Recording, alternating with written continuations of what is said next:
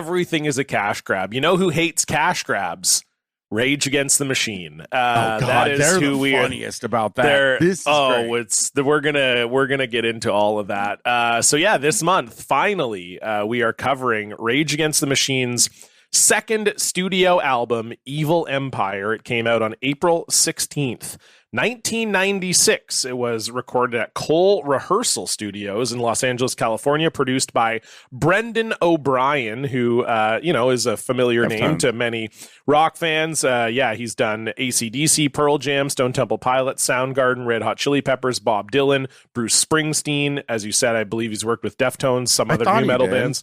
It's very possible. I can look at the full list here, but he's done a ton of stuff. He did Limp Bizkit. He mixed Significant Other and Chocolate Starfish. He produced Issues by Korn. It doesn't look like Deftones unless he did late era Deftones. He's done a lot of Train. He did Incubus's If Not Now, When. He's done The Killers, My Chemical Romance. So yeah, anyway, a huge producer, massive producer.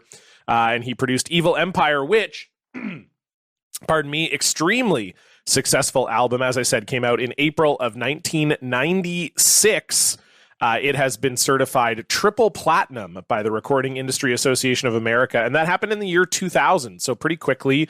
It peaked at number 1 on the U.S. Billboard 200, selling 249,000 copies in its first week of sales. It has gone... as far as chart goes, it topped the charts in Sweden, UK rock and metal charts, the Billboard 200, as I said, number 2 in Australia, Austria, Belgium, and Germany and Norway. Did very, very well on all of those charts. It's been certified gold in Australia, Belgium, Spain, and the UK, 3 times platinum in America, 1 time platinum in Canada. 3 of the songs on this record have been nominated for Grammys. Weirdly enough, they won a Grammy for Tire Me, which wasn't even released as a single. They won the 1996 Grammy for Best Metal Performance.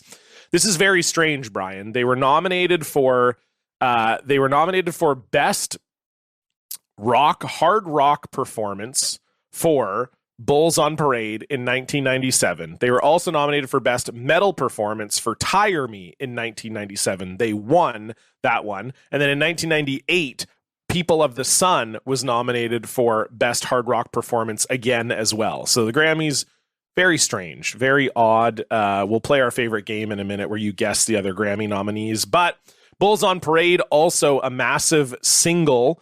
It was the first single off of the record. This album spawned 3 singles, by the way: Bulls on Parade, People of the Sun, and Viet Cong.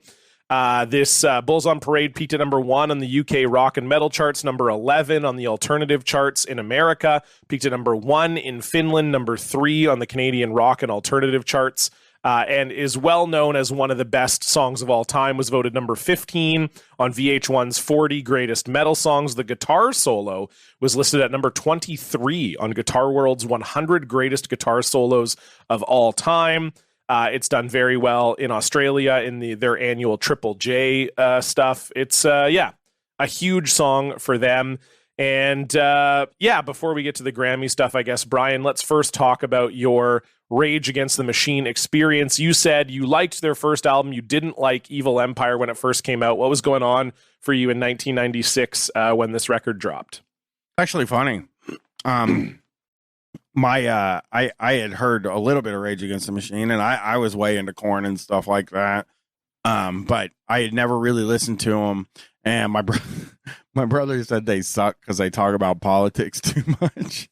Mm-hmm. So I didn't really give them a chance. And I was at a concert, and they played Bullet in Your Head over the speakers, and the audience started moshing. So they just kept playing. They played the album all the way through, and the audience was fucking losing their mind when the lights were up and there was nobody on stage. And it fucking blew my mind. Also, it was like, I remember asking who this is, and somebody was like, it's Rage Against the Machine. I was like, this is the best music ever made. Like that it was, they were doing rapping and they were doing rock music, and like it did everything I wanted it to do. And then Evil Empire, I remember coming out, and again was like, that Bulls on Parade, that's a that's a fucking good song. And a guy that was friends with me saying like, yeah, the rest of the album sucks. So I listened to the rest of the album. And I thought I don't know why, but I was like, this sucks. And this album is probably more punk than any of their other stuff. Like there's songs where I'm like, man, is it like Revolver is a song that I didn't like, that I thought just kind of sounded like them doing a punk album, which, you know, I wasn't interested in that at the time. So, you know, I think this album is super uneven, but I also think that this is people's, I mean, there's probably a lot of people that think this is great. I don't know what the reception to this was because it was like so negative in my world that I didn't even really give it a fair chance until it had been out for like 10 years. Yeah, it's a weird one in that like even the critics, and we don't talk too much about critic reviews on the show, but it's very split. And even from people you would expect to rate it better, like NME gave it 5 out of 10, which like, you know, NME is a hard rock, often features a lot of hard rock, and it's not a hard rock magazine, but you would think something like what Rage was doing would have really hit with them. But then it did very well in other places where you wouldn't think it would, like Christgau in the Village Voice gave it an A-. He loved it, which, you know, you would think that he wasn't, you know, we were just talking about him on the singles episode. You know, he hated most nu metal. He was not a nu metal guy at all. This is his review of it. 3 years late, it's the militant rap metal everybody knew was the next big thing. Zach De La Rocha will never be Linton Kwesi Johnson, but collegiate leftism beats collegiate lots of other things, not to mention high school misogyny, and it takes natural aesthetes like these to pound home such a sledgehammer analysis. A-. Okay.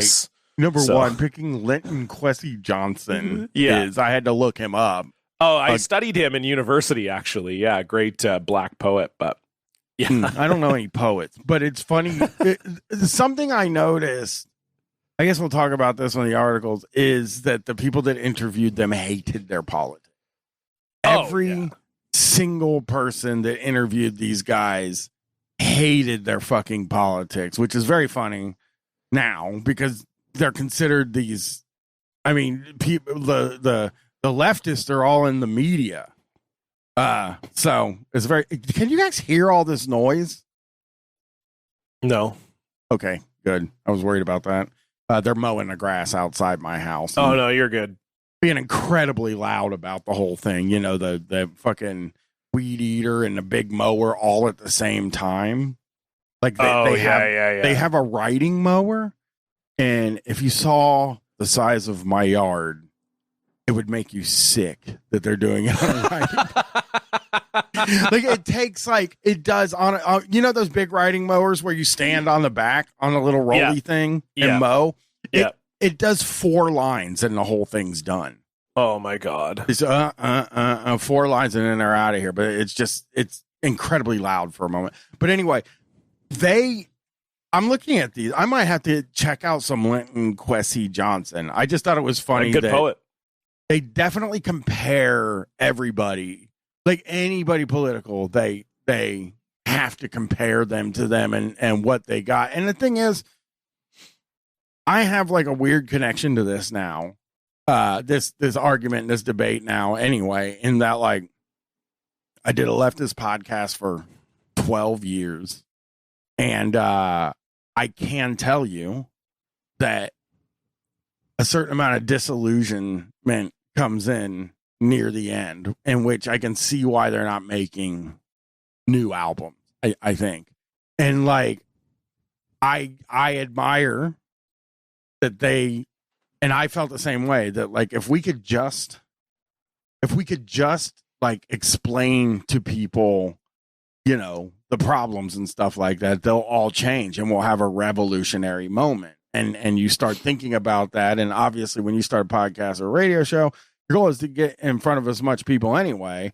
And you're just like, if I could just get in front of 1 million people, I could change 1 million people's minds and turn them into leftists. And I think that's what Rage Against the Machine during the time of Evil Empire were really thinking like, hey, we do a video and it talks about Leonard Peltier. That probably radicalized thousands of people. And I would lean towards that probably radicalized 100 people. Yeah. Well, I think it's got to be different too, because Rage at the time was so big that there was not, like, I would actually argue that Street Fight Radio or Chapo even is a more effective way of disseminating leftist politics, because Rage is so big, the audience isn't going to feel a connection to them, right? Like, I think that's the thing is, I felt no connection to Rage's politics. I think Bulls on Parade is a fucking unbelievable song. I think it's one of the best songs I've ever heard in my life. But it did not convince me to become more politically charged. I just liked the song. But I think it's because part of it is that I felt very divorced from Rage themselves. They're playing these big arenas. They can do these interviews and talk about the politics or whatever, but it's not the same as a podcast where you feel like you get to know the hosts. You feel, like you have a relationship with them. Whether that's healthy or not is a topic for another time, but you maybe have a parasocial relationship with the podcast hosts or whatever. It feels more intimate. Like what Rage was doing is, and again, I think commendable, the idea of, we're going to write this great music and then the great music will be the vehicle for the political message. But at some point they got too big where the message became less important because they lacked that personal connection to their audience. I think that I believe would be fostered more with a pod. Well, you also, you're micro targeting too. I personally don't think we changed anybody's mind because we never got in front of anybody that disagreed with us. Sure. People are seeking out. Always think about. Right. People are seeking out a podcast that agrees with them. Yes. And with Rage Against the Machine, I think they changed I think they hipped some people to some causes that maybe they wouldn't, like the Chiapas, Mexico thing, the EZLN. The Zapatistas. Yeah, I think for sure that like some people learned about them from Rage Against the Machine. That's true. And I think that some people learned about Leonard Peltier and Mumia Abdul-Jamal, right? I don't want to get that wrong, but I think people learned about him. I just don't know if I feel like those people heard about it and they're like, Leonard Peltier. Yeah, somebody's got to do something about that, which is like what ends up happening with everybody. You know what I mean? Like, that's what I always felt. Near the end of Street Fight, I started to feel like I was just saying somebody ought to do something about this. And like, that's not a message that's not a message for success. It's like, and Rage Against the Machine, like, I think they knew what needed to be done and stuff like that. I think maybe Tom Morello is kind of a weird dude. He goes to Harvard, which is insane, and also sees, which this is something that I tend to feel about. One of the things that always struck me about, being in this like deep leftist thing was that like Harvard is not something that is to be looked up to. And he still has that sort of thing where he's like, I went to Harvard, so I do know a lot. And now all that does for me, for leftists, is I would say all that is delegitimize a lot of the stuff he's saying. Yeah. And for non-leftists, they say, yeah, he went to Harvard. He's smart. I like the way the song rips. You know what I mean? Like, I like the idea. You know what it is? It's almost like rap in a way, which is funny because a lot of the article you sent me were Wu-Tang Clan stuff. It is almost like rap where people are like, hey, I want to listen to these guys. This is exciting. I get to hear some leftists singing. You know what I mean? Yeah. And like, I don't have to enter the world like with rap where it's like, I don't have to go to these places that they're rapping about. I'm the classic reason that white guys love, that they say white teenagers love rap, is because they're hearing about things that happen in a place that they've never been, and it's sort of exoticized. And I sort of think that Rage Against the Machine, in the end, really just ended up being like, hey, Totally. let's listen to these leftists, because I just don't know anybody that was listening to Rage for leftist reasons, and almost everybody I knew listened to Rage Against the Machine. You know, Well, there wasn't a lot of people when Evil Empire came out. If you were into like rock music, there just weren't a lot of people that weren't into it. When they announced that tour right before COVID, it was everybody was going to that thing. Yeah, everybody. Yeah. I mean, that's the thing, right? It's always a double-edged sword, and I think you're right too. Like I think it's a really good point about the sort of exoticism. Rage was very focused a lot of the time on things happening outside U.S. borders, and so there's even that sense of, okay, let's imagine in 1996 there's some politically charged, and I think it's less. I think when you were a teenager in that time period, politics weren't really a thing as much, like, because you weren't online, you weren't engaging with politics in that way. Like, you would have had to be a high school kid, like reading the newspaper to be like engaged in politics and stuff. So that just didn't, I'm not saying it didn't exist. Of course it did, but it's like on such a smaller scale. And then even if you were like, okay, oh my God, finally a band has come along that shares the same politics that I do, then all of a sudden they're talking about, Tibet and the Zapatistas and stuff where you're like, okay, well, yeah, I agree. I'm on their side of these arguments, but I can't do anything about what's happening in Chiapas. Like, I can't offer anything to that, sort of discussion. And I think with Rage too, from my personal experience, when Rage was getting big, I mean, so 1996, I'm 11, so I'm not like, when Evil Empire comes out, it's nowhere near my realm of thinking. I'm still listening to like Sheryl Crow and stuff. But like when Battle of Los Angeles comes out, that's a little bit more when I'm in the new metal vein. And then of course I'm hearing old Rage, Bomb Track and Killing in the Name and People of the Sun and Bulls on Parade. I'm hearing the singles. The politics were scary to me. Like Zach was scary to me. Like, when you watch a Rage video, he looks angry. He looks like a madman, kind of. And so it's like, I like the song, but I don't understand the politics. And it's like actively not turning me off, because I still loved the songs always. But there was an element to it that was actually frightening in a way, where I was like, God, these guys are they're really fucking on one here. Like, this is crazy. Like, I could never connect, at least at that age. I'm talking about now, I'm like 13 or 14 when I'm hearing these songs. At that age, there was like there was like a scariness to it to me. And I've talked about being scared by new metal bands before, so it's also partly a me problem. I was a bit of a sheltered suburban white kid, but like, there was an element to their music of just like, God, what is going on? Like, it didn't turn me off. I guess what I'm trying to say is that didn't turn me off of Rage, but it did turn me off of like, I'm going to be a massive fan of this band.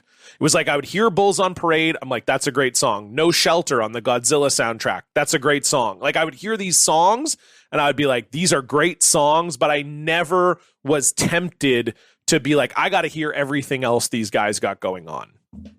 Yeah. I mean, that a lot of the stuff was super confusing to me. Not really knowing. I mean, I remember seeing them at Woodstock 99.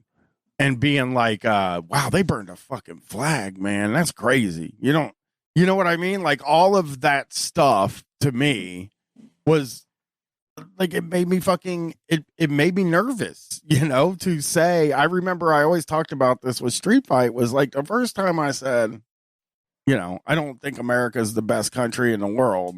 That was like a scary thing for me to say. You know what I mean? Like, it just felt like I was in trouble. I guess would be I would get in trouble for saying that, and that the CIA would swoop in and get, but yeah, I just, This album comes to me in such a weird time in my life because I definitely do have I still feel the same way I felt about stuff when I was doing street fighting stuff. There isn't a part of me that doesn't feel that way. I have trouble with being disillusioned because I feel like, and this has nothing to do with anybody else, this has everything to do with me. I just feel like I was doing this show for 12 years and nothing changed. And like, as a matter of fact, you know, you would say that our side lost over and over again. And I've heard this expressed by other podcasters that were part of that movement too, that is just kind of like, it's hard because like in my mind, I'm disillusioned and I don't think we can win, but I can't say that on a show. And I think Rage Against the Machine that's the thing about them. That's, I think, why they quit making albums.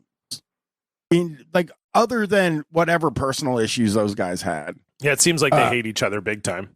It doesn't seem like they like each other, but I actually think that they would have made more music. And I think that like you make this thing, you feel like you're like carefully explaining these things. Cause this was not a subtext thing that they were doing. They were saying exactly the words. And I admired that very much in the early days of Street Fight. I always said, just say the words.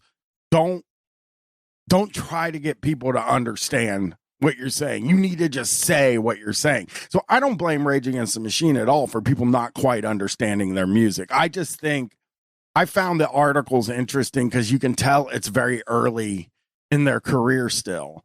And like, you know, I think they still believe in that stuff. But, you know, I listened to a Tom Morello interview on Howard Stern, and it just felt like it kind of felt like he was saying, I just want to rock, dude. Like, you know what I mean? Like that he had become disillusioned, maybe not disillusioned but the press was actively, I felt actively antagonistic to Rage Against the Machine in these articles that I read. I mean, they would never, just for example, what was that? What was the poet guy's name? Shit. Linton Kwesi Johnson. So he puts out albums, right?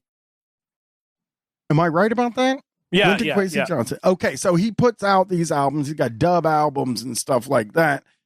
And I'll bet you he didn't have to answer why he was signed to Island Records every fucking time. Like they weren't.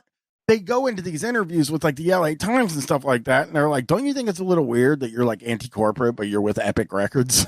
It's just like, yeah, we're trying to get in front of as many people as we can. Totally. Like, what's the fucking point in treating it like a niche thing? And I admire them for that. Because I think being like, we want to get in front of millions of people.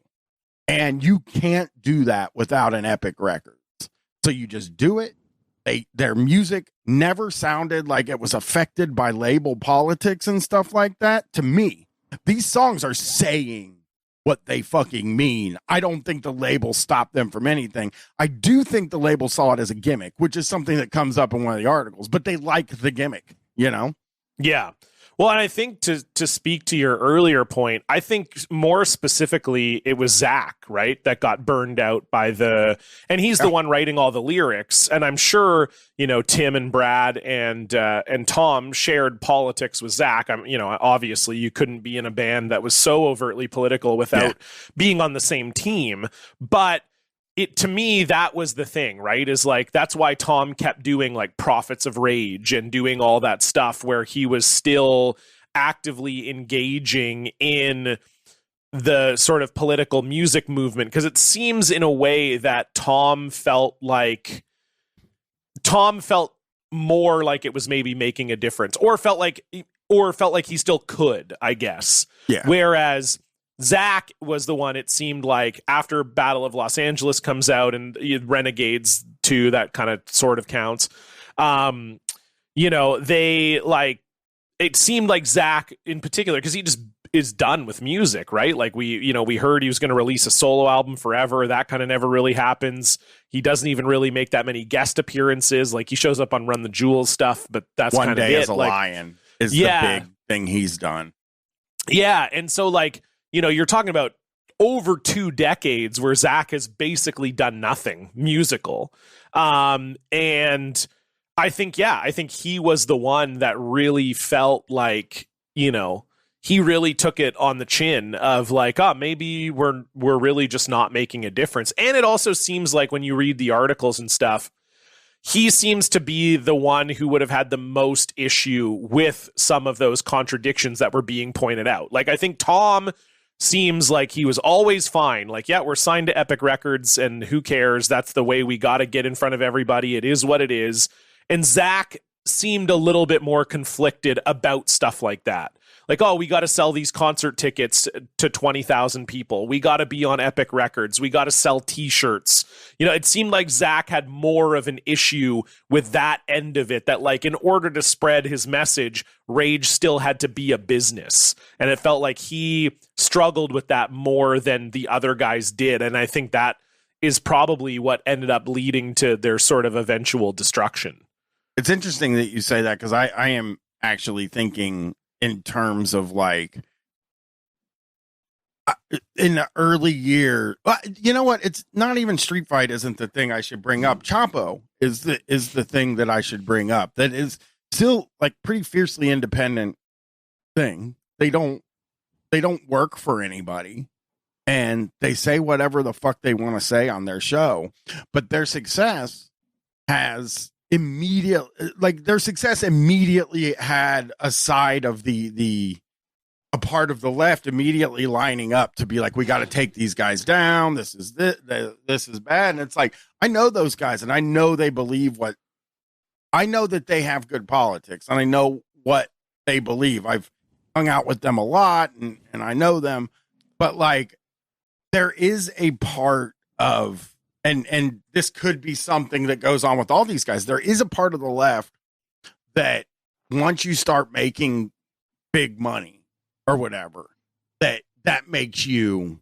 you're a bum. Bad. You're a sellout. You're asking for money. Even with me, I had people come after me for the amount of money I was making on Street Fight, which was less than $5,000 a month. It wasn't a ton of money back then. Yeah.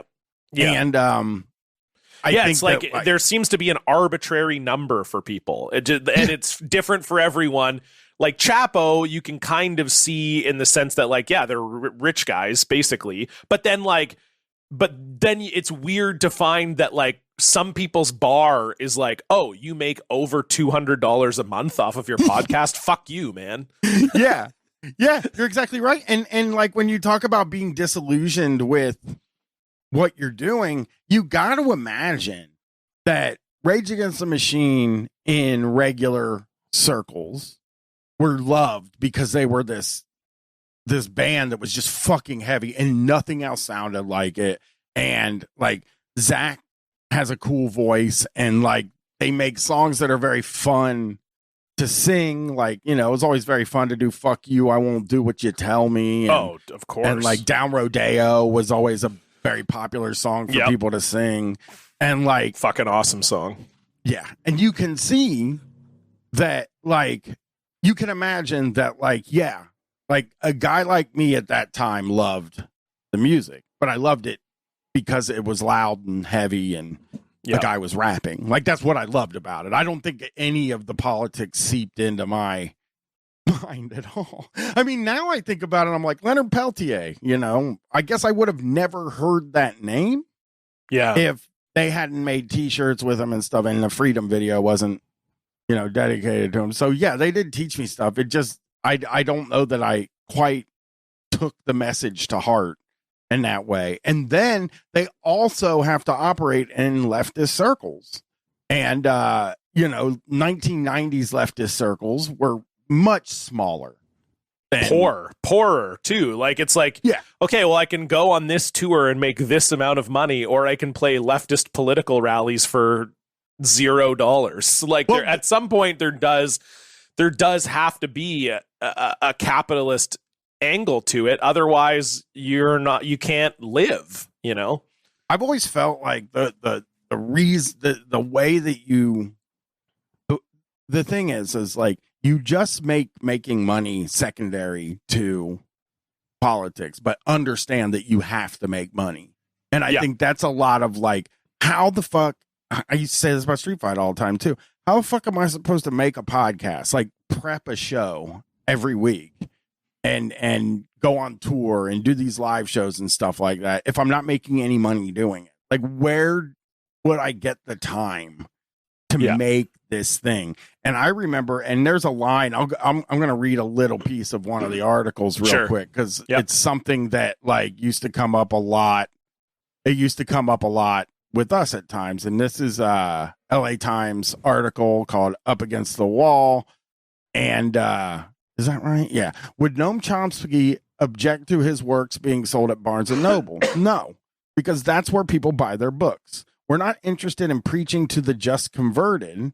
It's great to play abandoned squats run by anarchists, but it's also great to be able to reach people with a revolutionary message, people from Granada Hills to Stuttgart. And I do remember, like, on a lot of tours, there was this thing of like, hey, there's this like DIY venue that you can perform in, or you can perform in a, you know, kind of local bar that hosts comedy shows and bands and stuff like that. And people would always say, like, why didn't you do, you know, why don't you guys do the squat or the DIY venue? And the reason was because, like, there are so many people that will not go to a DIY venue. Like, people don't want to just go to some house that's smelly. You know what I mean? Like, that's not what people want to do. And in order to perform in Seattle, Portland, San Francisco, Los Angeles, San Diego, and in order to do that tour, the maximum amount of money that you can make has to come in, because it's a expensive undertaking to be on vacation, to be on the road with 7 or 8 people. It's so expensive to do that.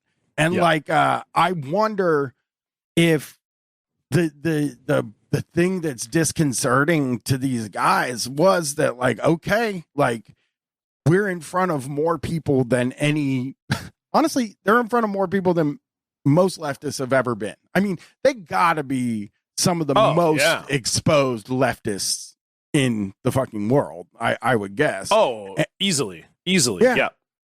So, especially like, with how raw it was, right? Like, I think U2 is an example of a band that could at least certainly in their beginning could be described as leftist. And, you know, whether they're still that way, who knows? But like, it's always like leftists who have gotten big. It's always through coded messaging.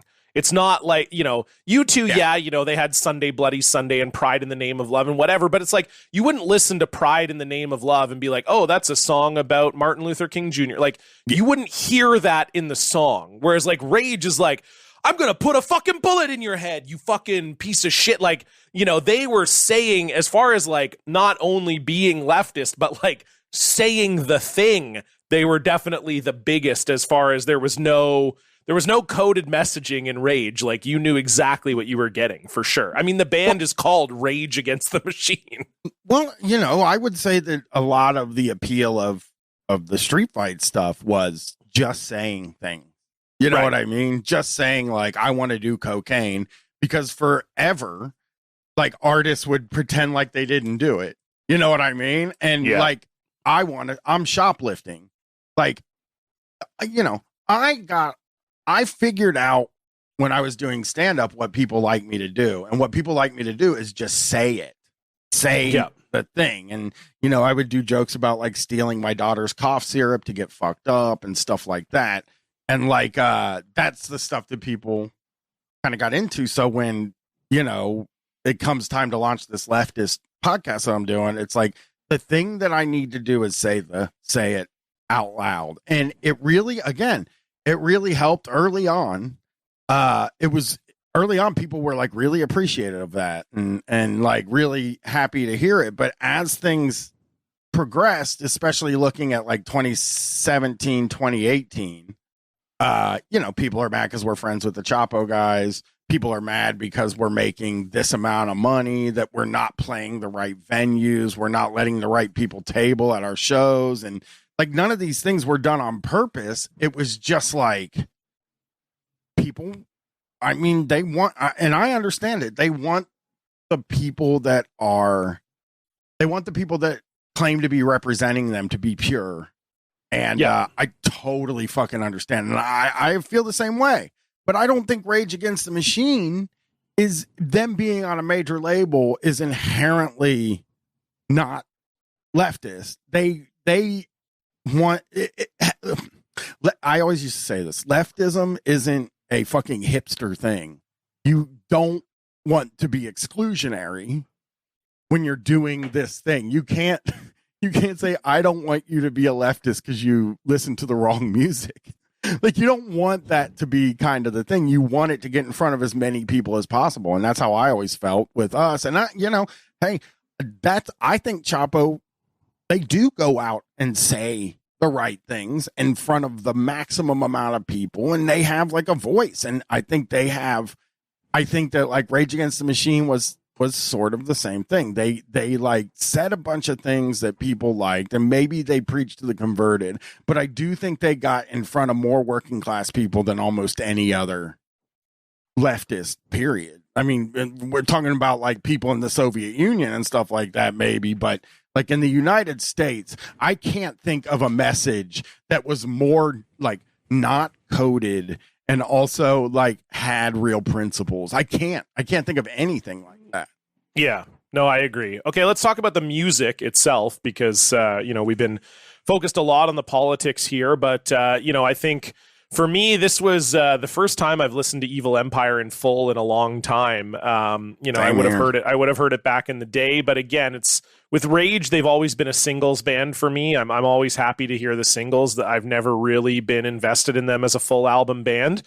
What was your sort of impression listening to this as a full collection of songs, Bryan? I think for me, I'll say good, but not great. I wouldn't say great. Like, I think the singles are great. I think Down Rodeo is great. I think Vietnam is great.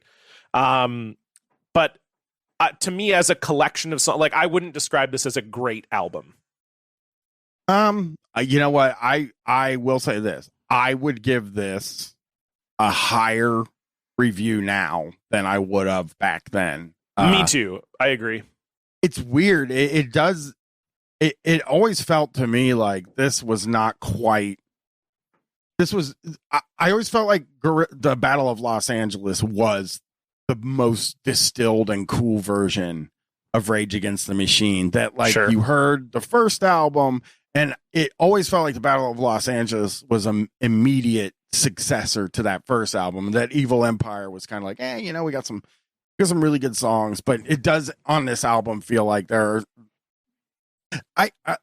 I said this earlier. I still think there is like a weird punk vibe that isn't in the other two albums on this album. And I always point out Revolver as the song that I kind of remember hearing it and be like, nah, this isn't what I like. But it wasn't supposed to be a new metal album.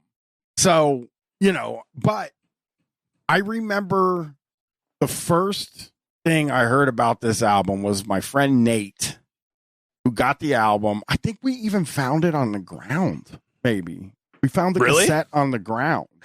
Yeah, we're out fucking like around. porno in the woods, but yeah, I remember politics in the street.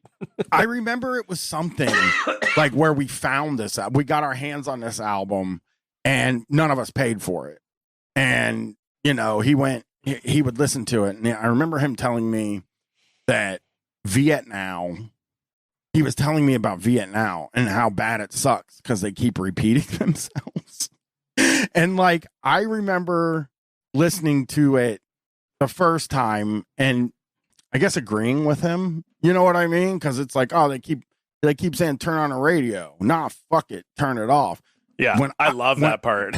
I do too. I hated it though as a teen, and now when I listen to it, the fucking guitars in songs like Viet Now and People of the Sun and Bulls on Parade are just so special. Like, that's just so good. It's a band that fucking actually figured out a sound that nobody can do or nobody has done still. And I'm not talking about the scratching stuff. I'm talking about the riffs. Like, they seem like pretty easy riffs to make, but like nobody has been able to replicate the riffs of Rage Against the Machine. The kind of very sharp, the very sharp like sounds like, and you know, I've tried to describe this a million times as on this show. And I remember when we reviewed the first Korn album, I talked about how like the way that it was recorded sanded the edges off of a lot of the riffs. And it feels like with Rage Against the Machine, they make sure not to do that. Like this album is well recorded. This album sounds crazy. I mean, I love it. They talk about it in one of the interviews as well, where they said, this is from MTV, May 3rd, 1996. The article is titled Rage Builds Evil Empire. And MTV says, luck and chemistry may have something to do with Rage crashing the top of the charts with its new album, but the chemistry at least was enhanced when the band decided to record Evil Empire in its own rehearsal space. Tom Morello says, why spend $2,000 a day in some fancy recording studio trying to recreate the great vibe that we have right here? And so we literally knocked a hole in the wall, rented the room across the hall, and ran the wires over the hallway. Zach says, we weren't going to go in and play in a studio that just had no environment whatsoever. You get in some of those places and it's like you're walking into a dentist's office. I've had my teeth cleaned. Thanks a lot. I don't want to do that. And normally I have been critical in the past of albums that are recorded poorly. I mean, this one, Brendan O'Brien killed it for them recording in a recording space. Like the first band I ever played in was in high school. Well, I shouldn't say that. I technically played in a band in elementary school, but the first band I played in high school, I had moved to BC and it was some new friends, and the guy had built a shed in his backyard, and we used to jam in his shed, and it was just built out of wood. He just built it himself, and it was this flimsy like shed. And this to me sounds like it was recorded in that shed. Like it fucking hits hard. It sounds intimate. It sounds like it was all recorded live off the floor, but not in a bad way, like in the best way possible. Like it sounds immediate and frantic, and like, yeah, for a band like this to be recorded that way, I think is super effective, and it makes the songs hit really, really hard. I think it sounds incredible. Well, since you just brought up the MTV article, I want to throw this in here. Sure. At the end of that article, it says, I got to read it. The last paragraph of this article says, Rage is currently finishing up a European tour, but they'll be back in our evil U.S. soil for a tour in late July. That's what I mean. It was so evil U.S. soil. Yeah, it was so they were so fucking unfair to them. There's even an article you sent me with RZA where I felt like it was so fucking unfair. The way like they were like, what does this lyric mean? And read like a verse where, I don't know, something could be perceived as misogynist, and then being like, isn't it interesting that you're touring with Rage Against the Machine, but you made this song? And it's like, holy fuck, man. Well, they asked Rage about it too, right? They're like, oh, it must be hard for you to be touring with Wu-Tang because they have songs where they talk about fucking bitches or whatever. You know, like it's very odd. Like, and I think that's the thing too. Like, it had to be tiring to be in Rage. And I'm sure maybe too, you with Street Fight as well. Like, I'm sure you just got challenged all the time, and that just sounds exhausting. It's like you try to put yourself out there of like, this is what I believe in. I'm trying to spread this message I believe in, blah, blah, blah. But then everybody's constantly challenging you on your messaging and what you're doing. And like, that would drive me bananas. And I think, I've brought this up that like when Street Fight ended, somebody sent me a screenshot from the Discord where a guy was just furious because of me doing Legos because they're expensive and I'm not doing anything creative. And it's like, motherfucker, I work my ass off. Okay. And like, I make the thing that you supposedly like. I'm allowed to like have a hobby. I don't care how stupid it is. You know what I mean? And it was Totally. stuff like that used to really frustrate me. And I'll say something else, being somebody who's operated in those circles. And again, I still believe everything that I believed when I was doing Street Fight. I just went through a tough mental phase with it, where it was just like, man. But one of the things that always struck me was like, I could say something and somebody could immediately, I'll bring this up. Very early on, there was this guy that listened. He seemed really fucking nice. And, he wanted to mail me a vaporizer when those things were like $300 fucking dollars. And like, he seemed like a really nice guy. And we did an episode right after it that we had just got into wrestling. And was just like, let's talk about wrestling. Let's do a show where we talk about wrestling. The guy fucking canceled his Patreon and went on tirades because he said the people that liked wrestling when he was growing up would beat him up, and he hated us from then on. And every once in a while somebody would send me screenshots of him, which I don't ever do that, by the way.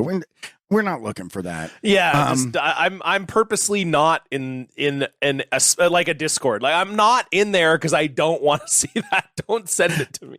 Yeah. So it just, to me, like that kind of stuff frustrated me, because like it felt like everything could be washed away for me just kind of saying something that somebody disagrees with. We're like, well, I said all the right stuff for fucking 12 years, and you're reading this in the most bad faith way possible so that you can then you end up mad at me, and then I become something. I've seen it happen all the time on line, and it's a really difficult thing. And I think, Rage Against the Machine were operating in that hypercritical world. They were doing shows for nonprofits and stuff like that. And I can guarantee that there were a lot of people at those shows that were just there for the cause and thought Rage Against the Machine was a bad choice because they're on a major label and stuff like that, and they should have picked a different band and shit like that. So I totally get it. You know who else had the same thing? Laura Jane Grace was like, I want to do this.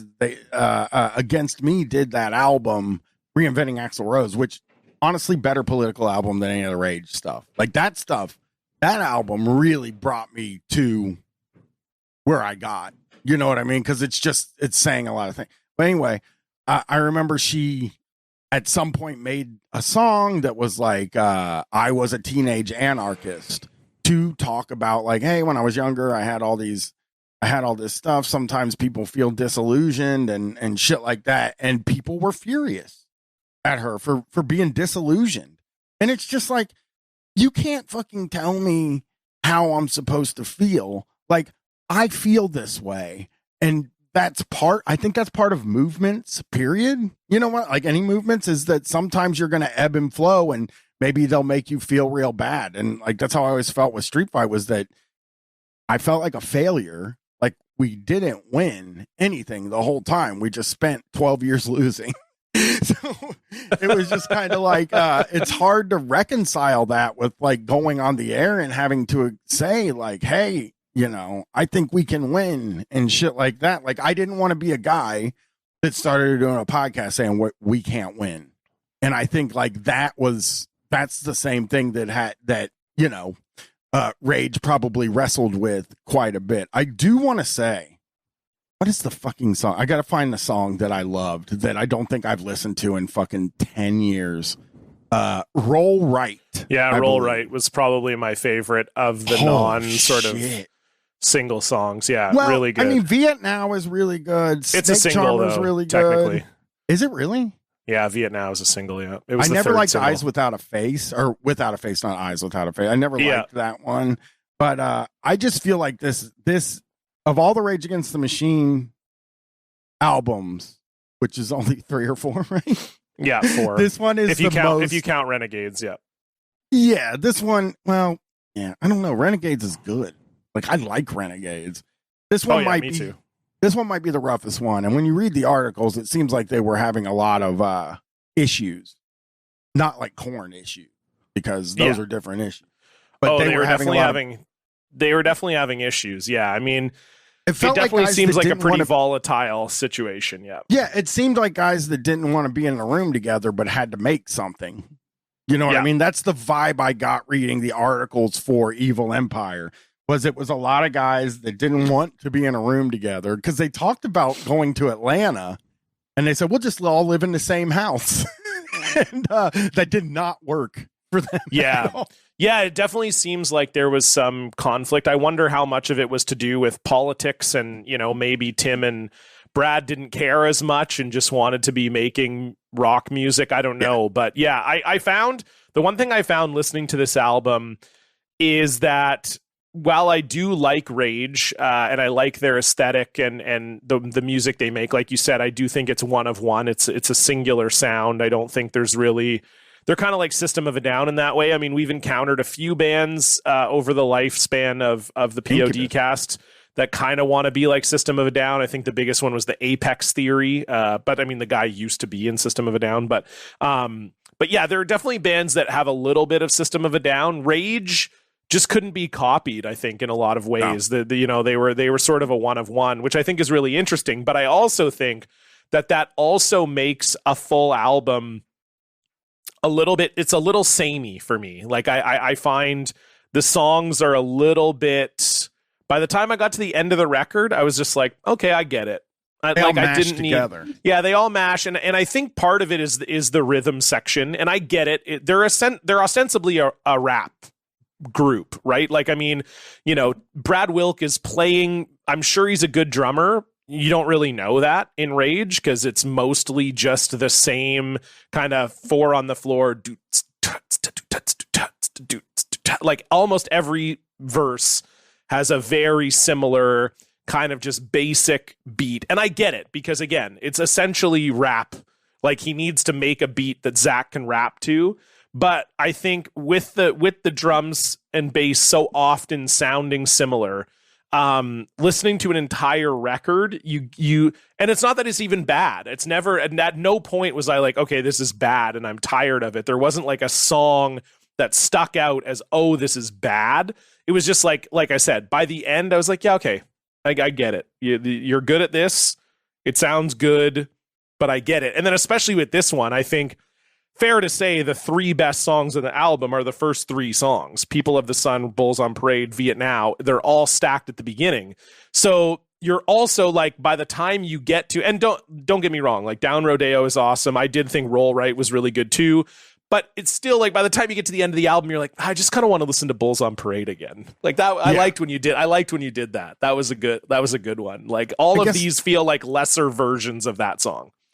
God, I guess like for me, like Vietnam is maybe a perfect song on this album that to give me what I like, because I really like songs.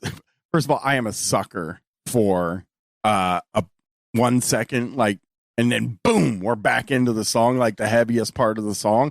Like, I'm a sucker for that. I like how they make music that almost controls the mosh pit in a way, like that it becomes like an organism that knows exactly when to stop, when to yell and stuff like that. I really like that. There truly is just a couple of things that